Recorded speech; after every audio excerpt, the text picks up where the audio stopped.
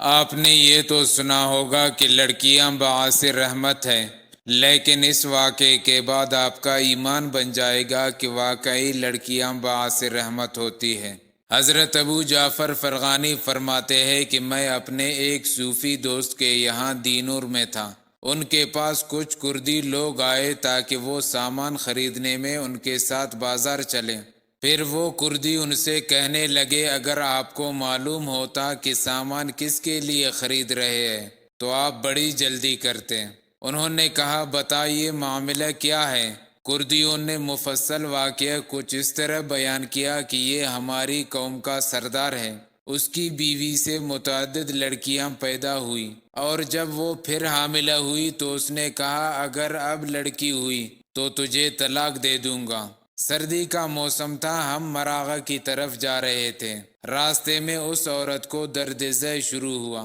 وہ راستے سے الگ ہو کر پانی کے قریب جا بیٹھی۔ لوگوں نے سمجھا وضو کے لیے گئی ہے۔ وہیں اسے لڑکی پیدا ہوئی۔ وہ لڑکی کو کپڑے میں لپیٹ کر ایک غار میں چھوڑ آئی اور پھر شوہر سے کہنے لگی، اس مرتبہ میرے شکم میں حمل نہیں بلکہ یوں ہی ہوا کی وجہ سے شکم ابھرا ہوا تھا اور اب افاقہ ہے۔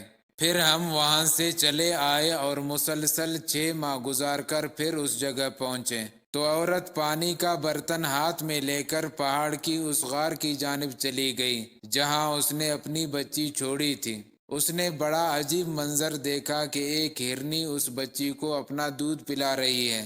عورت کی آہٹ پا کر ہرنی الگ ہو گئی اور بچی رونے لگی۔ جب اس کی ماں تھوڑی دیر بعد اس بچی سے الگ ہوئی تو بچی نے پھر رونا شروع کر دیا۔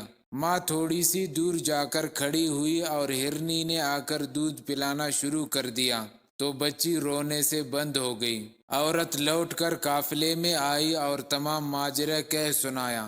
سبھی لوگ غار کی طرف لپکے اور بچش میں خود وہی کچھ دیکھا جیسے عورت نے اطلاع دی تھی۔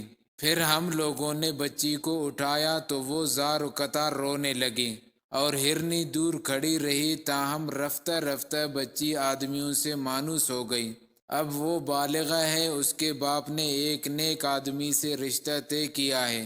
ہم لوگ اس کے لیے سامان جہیز و نکاح خریدنے آئے ہیں۔